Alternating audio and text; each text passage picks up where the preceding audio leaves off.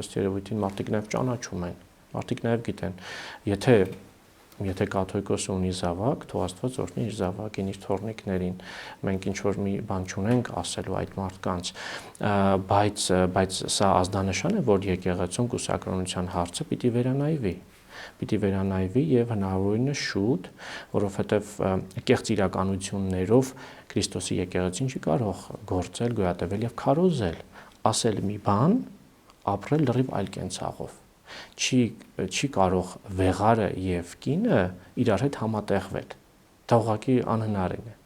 Վեղարը վանականության, կուսակրոնության խորհրդանիշն է։ Ամուսնացիալ կարգավիճակ հոգևոր սպասավորների համար Աստծուց օրհնված է։ Եւ իմ մոտ միշտ հարց է առաջանում, օրինակ եկեղեցին ունի 7 խորհուրդներ, մեկը ձեռնադրությունն է, մյուսը պսակն է, ամուսնությունն է, ոնց կարելի է ձեռնադրվել կուսակրոն, հետո նաև ամուսնանալ։ Այսինքն կուսակրոն ձեռնադրվելուց հետո նաև հոգևորականները գնում են եկեղեցու խորհուրդը պսակադրվում են, ո՞նց են անում։ Այդ ժամանակ եկեղեցում կանգնում են վեղարով կնոջ կողքին, թե կոստյում շալվարով։ Ո՞նց է լինում։ Այս հարցերը պիտի շատ արագ լուծվեն։ Ընդհանրապես իրար հետ համատեղելի չեն։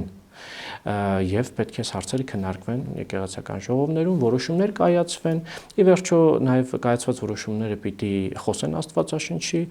հոգու հետ, Սուրբ Գիրքն ասում է, թող եպիսկոպոսը մեկ կնոջ ամուսին լինի։